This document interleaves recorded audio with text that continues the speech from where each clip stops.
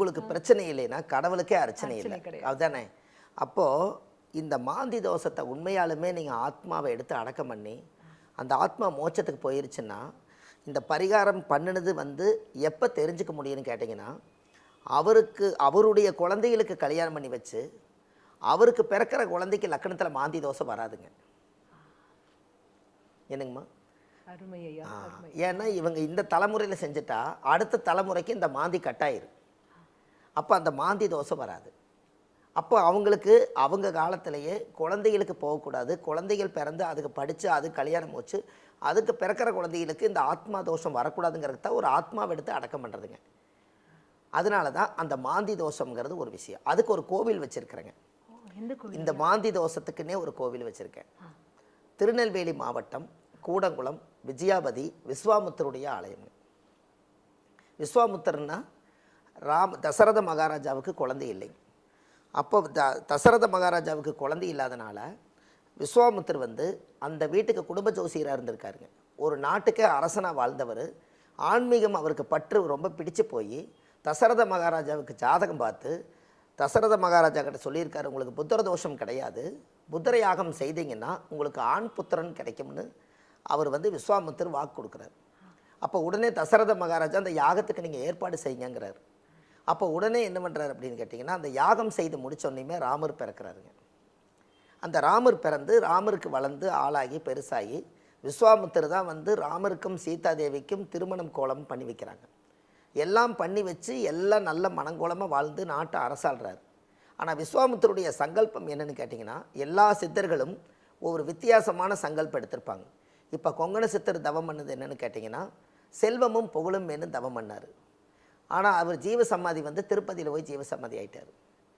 அப்போ அந்த செல்வமும் புகழும் உள்ள சாமி பேதுங்க திருப்பதி தான். அப்போ இவரோட சக்தி அங்கே இருக்கிறனால அவர் வேண்ட சங்கல்பத்துக்கு உண்டான கோவில் அங்கே வந்துருச்சு. அப்போ யார் ப்ரேயர் வைக்கிறாங்களோ அவங்களுடைய ஆன்மா தான் அங்கே இருக்குங்க. அதுபோல் இவர் என்ன பண்ணியிருக்கார் அப்படின்னு கேட்டிங்கன்னா, விஸ்வாமுத்திரர் இழந்த சக்தியெல்லாம் மீட்டு தரேன்னு சொல்லி அவர் சங்கல்படுத்திருக்காருங்க. அந்த உலகத்தில் அதாவது விஸ்வாமுத்திரர் வந்து யாரெல்லாம் நீங்கள் இழந்து எல்லாத்தையும் இழந்துட்டு வரீங்களோ அவங்கெல்லாம் என்னோடய மண்ணுக்கு வாங்க, இழந்ததை நான் அப்படியே திருப்பி கொடுக்குறேன்னு தான் அந்த சங்கல்பம் பண்ணி அந்த கோவில் வந்து இப்போ நான் சொன்ன இடத்துலைங்க திருநெல்வேலி மாவட்டம் கூடங்குளம் விஜயாபதி விஸ்வாமுத்தருடைய ஆலயத்தில் தான் அங்கே இருக்குதுங்க. எல்லா கோயிலும் 4000 வருஷங்க. இந்த கோவில் 4,76,000 வருஷங்க. அப்படின்னா ராமாயணம் பிறந்த காலம்ங்க. இந்த கிரேத யுகம் திரேத யுகம் கலியுகம் எல்லாம் கடந்து லட்சக்கணக்கு 5 லட்சம் சொல்கிறாங்க இல்லைங்களா? அப்போ வந்து விஸ்வாமுத்தர் வந்து விஸ்வரூபம் எடுத்து விஜயம் அப்படின்னா விஜயம்னா என்னென்னா அவருடைய மன்னம் எதிர்த்தா ஜெயம், அதனால் விஜயம்னு அந்த ஊர் பேர் விஜயாபதி. விஸ்வாமுத்திரங்கிற ஒரு விஸ்வரூபம் எடுத்து உலக மக்கள் நலனுக்காக இழந்த சத்தை மீட்டெடுத்தாரன்னு சொல்லி அவர் 4 லட்சம் வருஷம் அந்த இடத்த 4,76,000 வருஷம் அங்கே இருந்து அந்த இடத்துல வந்து இன்னும் போய் நீங்கள் கூகுளில் சர்ச் பண்ணி பார்த்தீங்கன்னா அந்த இயர் எல்லாம் போட்டிருப்பாங்க. இந்த கலியுகத்தில் இந்த கோவில் எப்போ தோன்றுறது எப்போ உருவாச்சுன்னு. அங்கே ஓமகுண்ட விநாயகர்னு ஒரு இடம் இருக்குதுங்க. அந்த கோவில் ஓமகுண்ட விநாயகர் கோயிலுக்கு பக்கத்தில் தான் அந்த விஸ்வாமுத்தர் வந்து இழந்த சக்தியெல்லாம் மீட்டெடுக்கிறதுக்காக யாகம் நடத்தினார். அதனால் ஒரு முறை அந்த மண்ணை மிதிச்சாங்கன்னா அவங்க வாழ்க்கையில் இழப்பே வராதுங்க. அருமை ஐயா. அதாவது குறிப்பிட்ட நாள் போகணும் அப்படின்னு ஏதாவது இருக்குங்களா? அந்த கோவில் வந்துங்கம்மா எளிய முறையில் எந்த ஒரு இது இருக்காதுங்க. அந்த கோவிலுக்குள்ளே ஒரு இவ்வளவு சைஸில் ஒரு ஜானில் ஆதிகால விஸ்வாமுத்தர் இருக்கார் உள்ளுக்குள்ளே. அப்போ அந்த காலத்தில் ஒளி ஏது சுத்தியில் ஏதுன்னு யாருக்குமே தெரியாதுங்க. இதான் பிரபஞ்ச ரகசியம். அந்த ஒரு அடி விஸ்வாமுத்தருக்கு ஓமகுண்ட விநாயகர் கோயிலுக்குள்ளே இருக்கார். அதுதான் ரொம்ப சக்தி வாய்ந்த ஒரு விஸ்வாமுத்திரர். காலப்போக்கில் விஸ்வாமுத்திரர் வந்து மறுபடியும் பெருசாக ஒன்று செஞ்சு இந்த உலகத்துக்காக பெரிய பூஜை நடந்துட்டுருக்குதுங்க. அந்த ஆதிகால விஸ்வாமுத்தர் வந்து ஓமகுண்ட விநாயகர் கோயிலுக்குள்ளே இருக்காங்க. அதுக்கு நேர் ஒரு ஜானில் அவர் உருவாக்கின ஸ்ரீ சக்கரம் அதுக்குள்ளே இருக்குதுங்க. அதை ஒரு தடவை கை வச்சா 12 வருஷம் பவருங்க. ஒரே ஒரு முறை கை வச்சாங்கன்னா 12 வருஷம் பவருங்க. நம்ம கர்மவையெல்லாம் அது இழுத்துரும். எதுக்காக அவர் அந்த ஸ்ரீ சக்கரத்தை உருவாக்கி வச்சுட்டு போனார்னா, பிரபஞ்சத்தில் இருந்து எல்லா சக்தியும் அவருக்கு வந்து ஜீவசமாதி எங்கேன்னு தெரியல. அதனால் அவர் என்ன பண்ணிட்டார்னா அவருடைய ஆன்மாவை எல்லாமே அந்த சக்கரத்தில் இறக்கி வச்சுட்டு போயிட்டார். இங்கே அதுதான் இப்போ இது ரொம்ப ஃபேமஸுங்க. அந்த ஸ்ரீசக்கரம் அது அவ்வளோ சீக்கிரம் யாரும் உள்ளுக்குள்ளே போய் தொட முடியாது. அதுக்குள்ளே பிராப்தமாக உள்ளே வச்சுருக்காங்க. ஒரு தடவை தொட்டால் 12 வருஷம் பவருங்க. அந்த கையில் இருக்கக்கூடிய ரேகை அப்படியே இருக்குது. இந்த கையில் என்ன தோஷம் இருந்தாலும், நம்ம என்ன ராசி இல்லாத மனிதன் சொன்னாலும் கூட, ஒரு காலத்தில் நம்ம ராசி இல்லாதவங்களாக பிறந்துட்டோம்னு சொன்னாங்க கூட, அந்த புனிதமான இடத்துக்கு போயிட்டு வந்தால் நம்ம ஒரு கைராசியான மனுஷியாக மாறிடுவோங்க. விதியையே மாற்றக்கூடிய வல்லமை படைத்தது. ஆமாங்க. அது வந்து அவங்க அந்த காலத்தில் அந்த அந்த ஒரு பவர் வந்து அவர் கொடுத்துருக்காரு. உலக மக்கள் நலனுக்காக இழந்த சக்தியை மீட்டெடுக்கிறதுக்காக யாரும் செய்யலைங்க. ஒரு நகை காணா போச்சுங்களா, அந்த கோயில் போயிட்டு வந்தால் அது இழந்ததை மீட்டெடுத்துடலாம். ஒரு கணவனை இழந்து போனீங்களா, பிரிஞ்சிருக்கிறாங்க, அங்கே போயிட்டு வந்தால் இழந்தது மறுபடியும் சேர்ந்துடும். ஒரு கணவன் மனைவிக்குள்ளே ஒரு கருத்து வேறுபாடு வருதா, அந்த விஸ்வாமித்திரடைய மண்ணுக்கு போகும்போது பவர். இன்னமும் பார்த்தீங்கன்னா ஒரு 10 அடிக்கு கீழே அந்த ஊரில் கோயிலில் எங்கேயோ ஒரு பக்கம் தோன்றாங்க, இன்னும் கருப்பு கருப்பாக சாம்பல் வருதுங்களாமா. அப்போ அந்த ஊரில் எத்தச்சோடு யாகம் பண்ணியிருப்பாங்கன்னு யாருக்கு தெரியல. இந்த கோவிலை பற்றி இன்றைக்கி பௌர்ணமி அன்னைக்கு பார்த்தீங்கன்னா, இதை உலக மக்களுக்காக இதை சொன்னதுனால இன்றைக்கி 2000 பேர் பௌர்ணமி அன்னைக்கு அன்னதானம் சாப்பிட்றதுக்கு அங்கே ரெடியாக இருக்காங்க. அன்னதானம் நடந்துக்கிட்டே இருக்குதுங்க.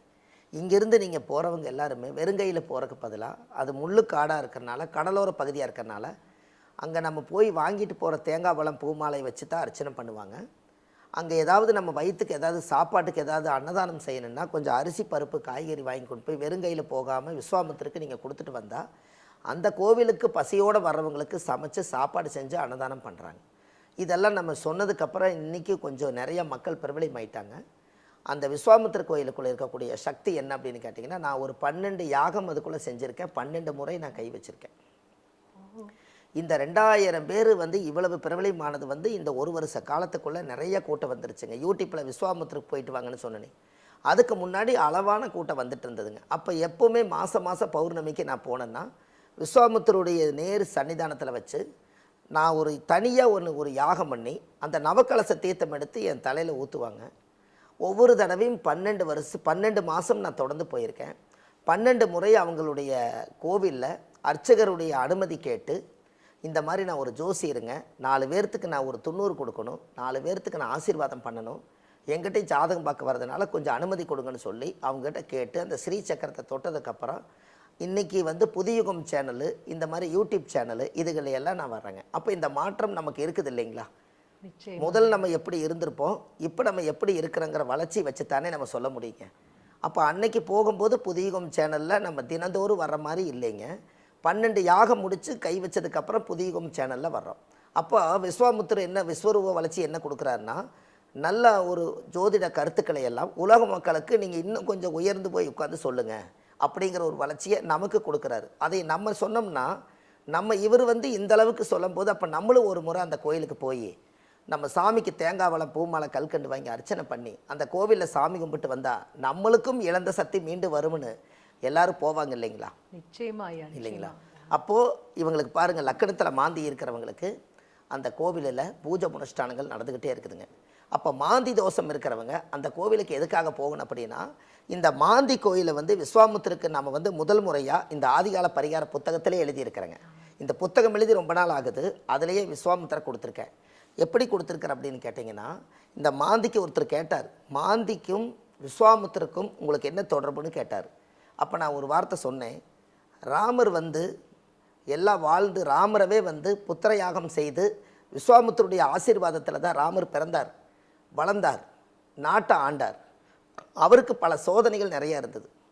அவர் வந்து இந்த கோச்சாரத்தில் குருகள் வர்ற மாதிரி ஜென்ம ராமர் வனத்திலே சீதை சிறை வைத்ததும், தீதிலாதொரு 3 துரியோதனன் படைமாண்டதும், இன்மை 8 வாலிப பட்டம் இழந்து போனதும், ஈசனா ரூபத்திலே தலையோட்டில் பிச்சை எடுத்ததும், தர்மபுத்திர நாளிலே வனவேசப்படி போனதும், சத்தியமா முனியாற்றிலே யானை காலி தலை வீழ்ந்ததும், உண்மை உற்றிட ராவணன் முடி 12 விழுந்ததும். அருமை அருமை அருமை அப்பா. அப்போது ராமர் வந்து சீதாதேவியை கடத்திட்டு போனதுனால, ராவணன் வந்து கடத்திட்டு போனதுனால ராமர் பல நாள் பழி வச்சு ஒரு நாள் போய் ராவணனை கொல்றார். அதை கொன்ன உடனே அந்த ஆத்மா தோஷம், ஒரு ராவணேஸ்வரன்கிறவர் ஈஸ்வர பட்டம் படித்தவர், அது உலகத்துக்கே பெரிய 9 நவகிரகத்தையும் கட்டி ஆளக்கூடிய சக்தி ராவணனுக்கு இருந்திருக்குதுங்க. அந்த ராவணனுடைய சக்தி, அந்த ஆத்மா தோஷம் இவர் கொன்னதுனால அந்த பிரேத தோஷம் ராமருக்கே வந்துருச்சு. பிரம்மகத்தி தோஷம் ப்ளஸ் பிரேத தோஷம்.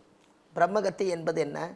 பிரம்மைனா மனநிலை சரியில்லாமல் சுயபுத்தி இழந்து என் மனைவியை நீங்கள் எப்படி கொண்டுட்டு போய் இப்படி கடத்தி வைக்கலான்னு சொல்லி ஒரு பக்கம் ஒரு கோபம், இன்னொரு பக்கம் என்னுடைய மனைவியை கொண்டுட்டு போனதுனால நான் அழிச்சே தீர்வுன்னு அவரோட வேகம். இந்த ரெண்டும் சேர்ந்து 2 தோஷம் ஒன்றா பிடிச்சது.